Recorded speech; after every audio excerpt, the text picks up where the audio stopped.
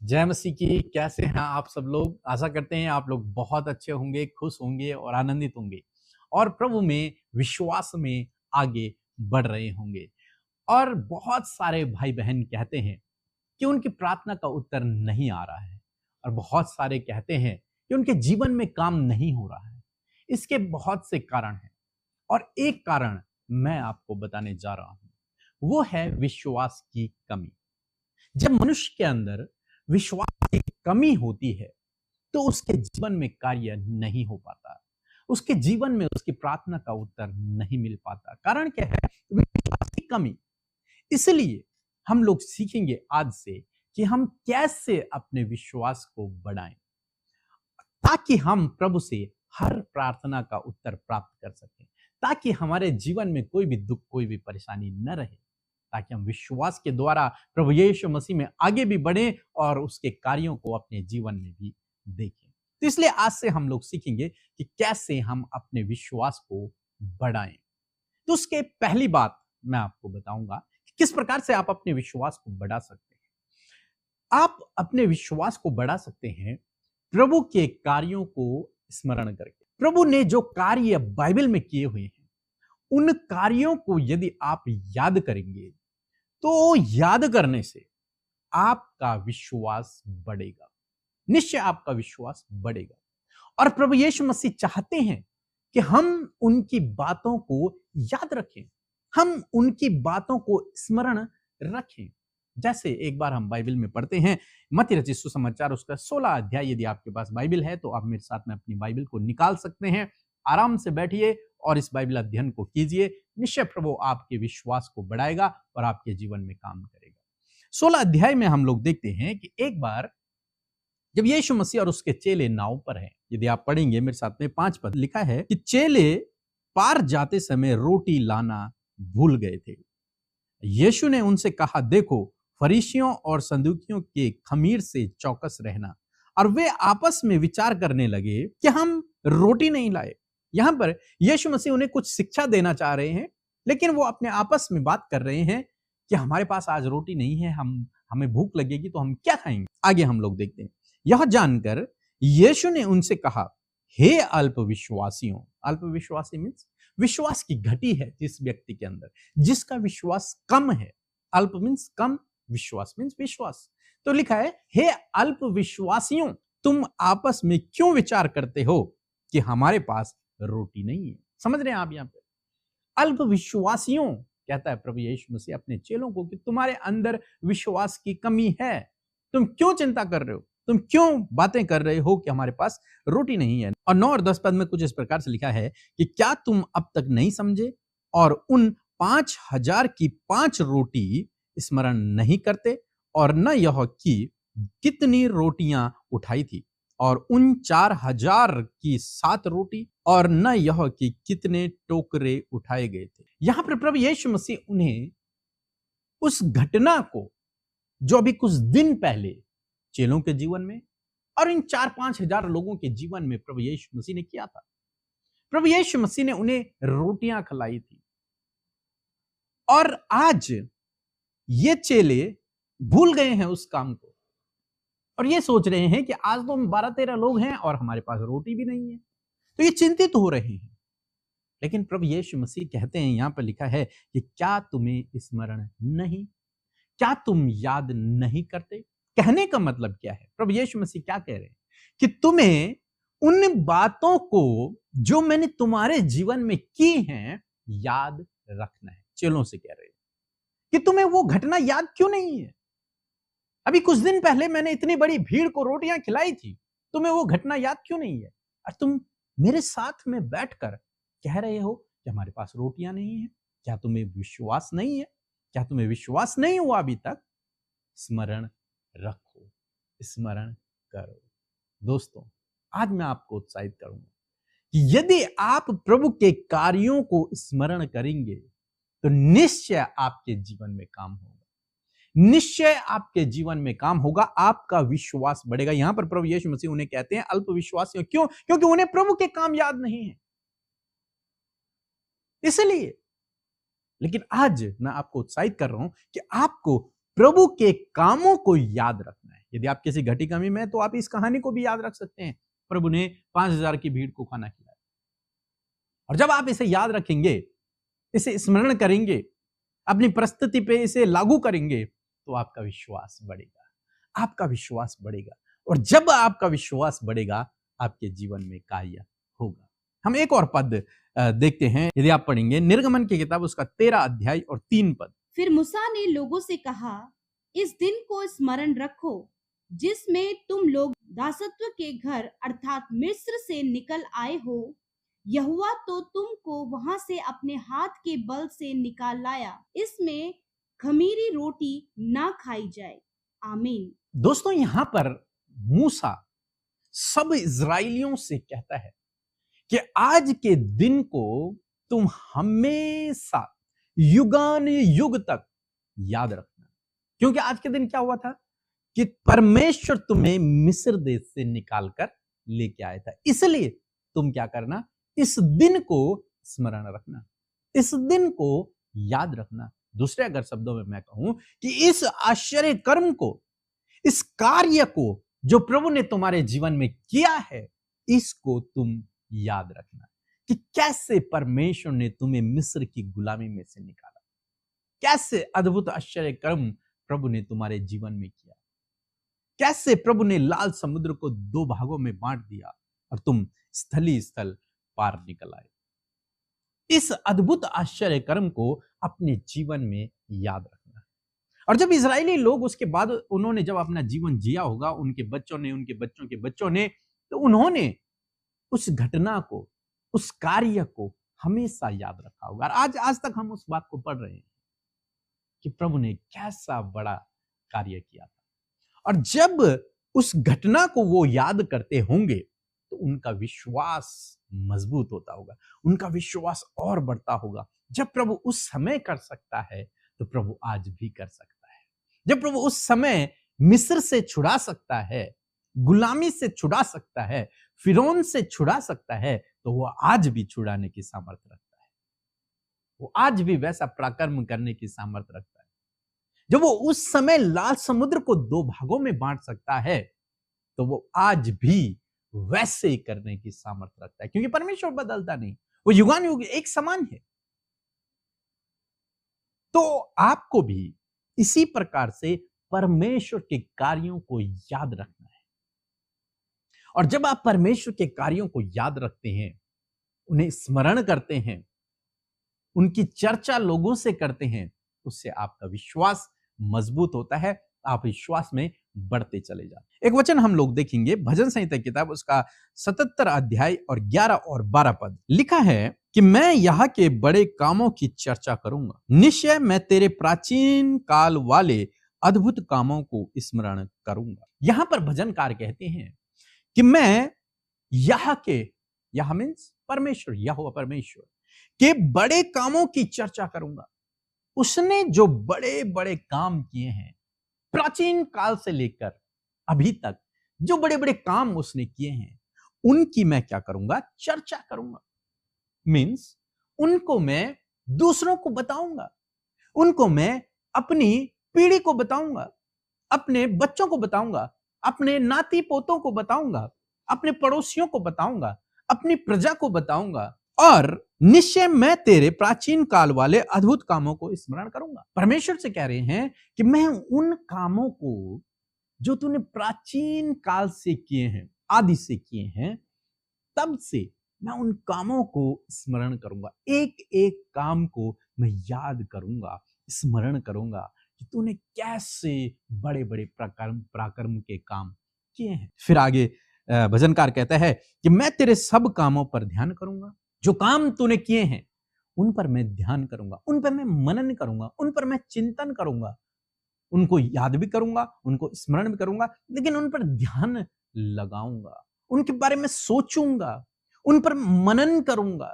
पूरा दिन उसी काम को सोचता रहूंगा कि कैसे मेरे परमेश्वर ने अद्भुत बड़े आश्चर्य कर्मों को किया। लिखा है, और तेरे बड़े कामों को सोचूंगा, मैं उनको सोचता रहूंगा, मैं उन पर ध्यान लगाए रहूंगा। आखिर क्यों कर रहा है भजनकार ये काम? क्यों वो परमेश्वर के अद्भुत आश्चर्य कर्मों को याद कर रहा है? क्यों? क्योंकि जब वो ऐसा याद करता है, जब वो ऐसा स्मरण करता है, जब वो इन बातों पर ध्यान करता है, तो उसका विश्वास बढ़ता है। जब वो विपरीत समय से होकर गुजर रहे हैं, जो उनके जीवन में कठिन समय है, संकट है, दुख हैं, मुसीबतें हैं, विरोधी हैं, ऐसे समय में वो परमेश्वर के अद्भुत आश्चर्य कर्मों को स्मरण कर रहे हैं कि प्रभु, जब तूने उसके जीवन में ऐसा बड़ा काम किया, तो तू आज मेरे जीवन में भी कर सकता है। जब तूने बाइबल में उस व्यक्ति के जीवन को बचाया, तो तू मुझे भी बचा सकता है। जब तूने उस व्यक्ति को विरोधियों से छुड़ाया, तो तू मुझे भी छुड़ा सकता है। जब तूने अब्राहम को आशीष दी, तो तू मुझे भी दे सकता है।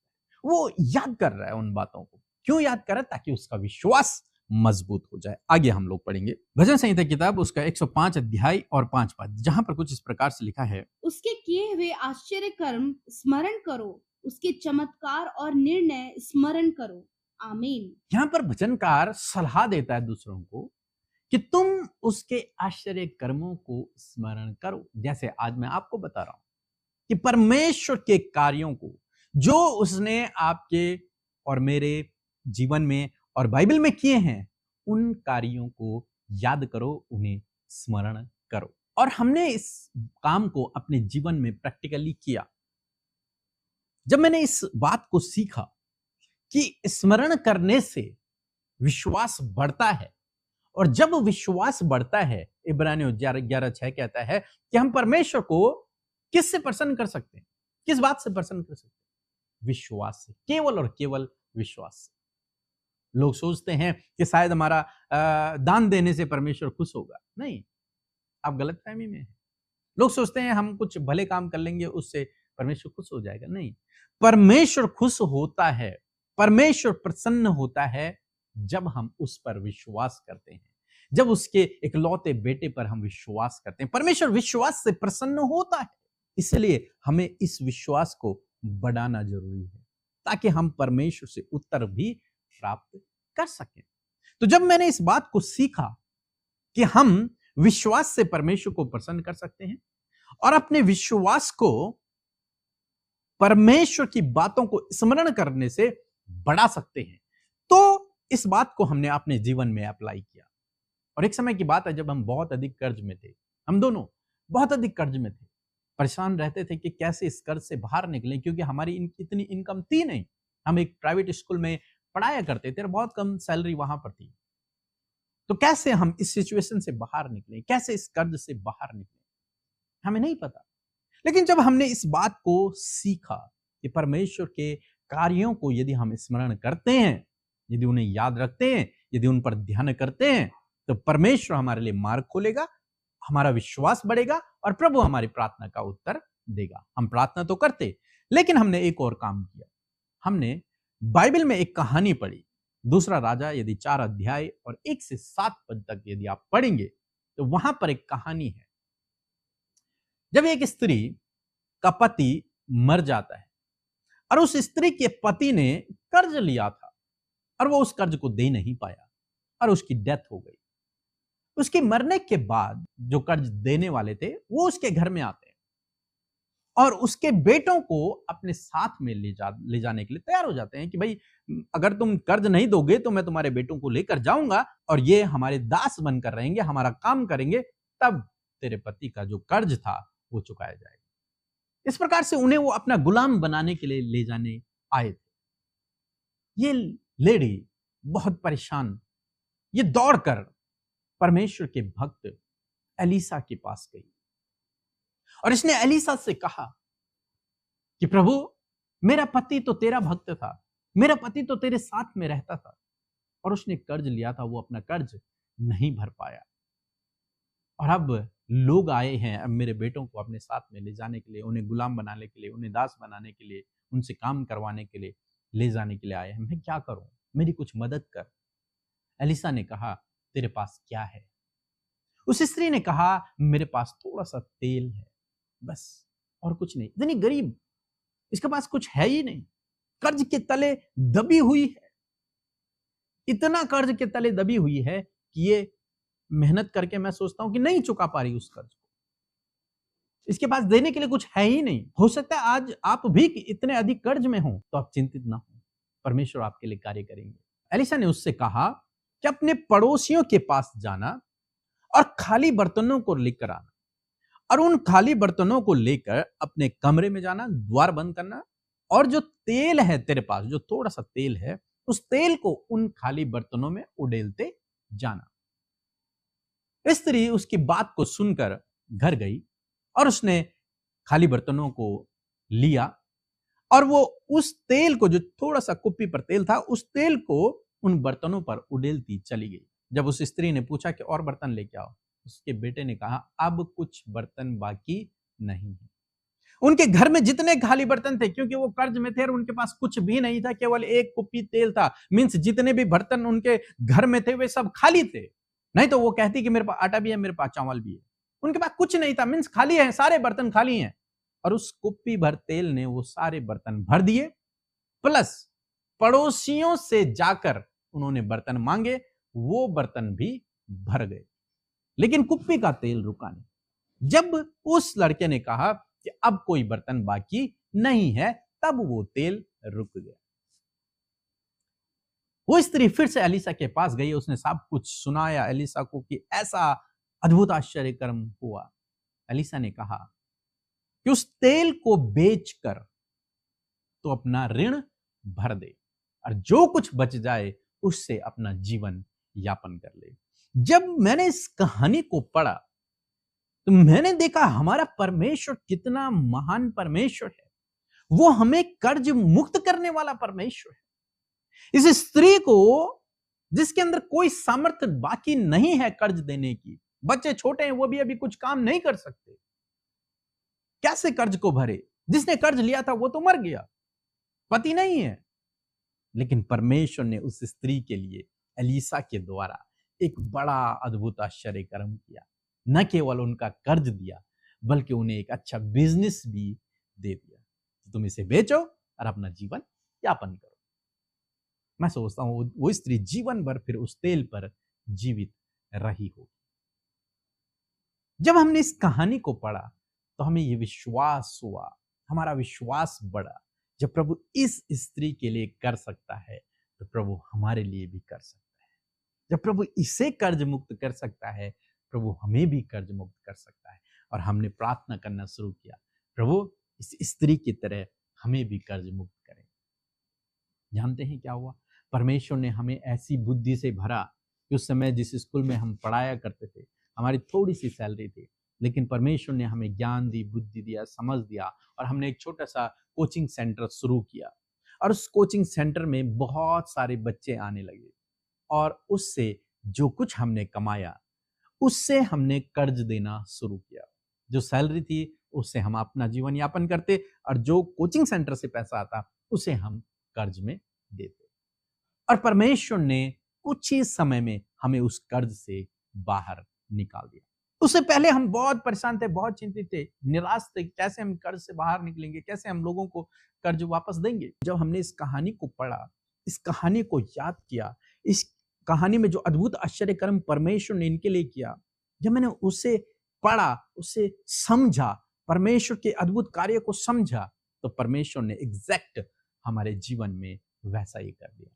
आज मैं आपको भी उत्साहित करना चाहूंगा, यदि आप भी किसी कर्ज में हैं तो आप परमेश्वर इसी कहानी को आप भी याद कर लें और प्रार्थना में कहें, प्रभु जब आपने इस स्त्री के लिए किया तो मेरे लिए भी कर दें। निश्चय प्रभु आपके लिए भी करेगा। कैसे करेगा? वो आपके फाइनेंस के सोर्सों को खोल देगा, वो आपको ज्ञान बुद्धि समझ से भरेगा। मेरे कहने का मतलब ये नहीं कि आप घर में बैठ जाएं और इस कहानी को जपते रहें, प्रभु आपको ऐसे फेंक देगा, नहीं। प्रभु आपको ही इस्तेमाल करेगा, परंतु कब? जब आपका विश्वास बढ़ेगा। आपका विश्वास कब बढ़ेगा? जब आप परमेश्वर की बातों को स्मरण करेंगे। जैसे हमने किया, ऐसे ही हम आपसे कह रहे हैं कि आप भी इस काम को करें, और निश्चय प्रभु आपके लिए भी ऐसे ही करेगा। आप चाहे आज किसी भी सिचुएशन में हैं, किसी भी परिस्थिति में हैं, उस परिस्थिति के अकॉर्डिंग बाइबल से आपको जो भी कहानी मिलती है, उस कहानी को आप अपने अंदर डाल दें और उसे अपने जीवन में लागू करें। प्रभु जब आप इस व्यक्ति के जीवन में ऐसा कर सकते हैं तो आप मेरे जीवन में भी कीजिए, क्योंकि आप युगानुयुग एक समान हैं, आप पक्षपाती नहीं हैं। जब आप इसके जीवन में कर सकते हैं तो मेरे जीवन में भी कर सकते हैं, आप मेरे जीवन में भी करें। और मेरा विश्वास है जब आप इस प्रकार से करेंगे, निश्चय प्रभु आपकी प्रार्थनाओं का उत्तर देंगे, क्योंकि ऐसा करने से आपका विश्वास मजबूत होगा। तब आप पैनिक नहीं होंगे, तब आप चिंतित नहीं होंगे, क्योंकि आपको यकीन हो जाएगा कि प्रभु जब इस स्त्री के जीवन में कर सकता है तो प्रभु मेरे जीवन में भी कर सकता है, इसलिए मैं चिंतित क्यों हूं? मेरा प्रभु मेरे लिए मार्ग बनाएगा, मेरे प्रभु मेरे लिए उपाय करेगा।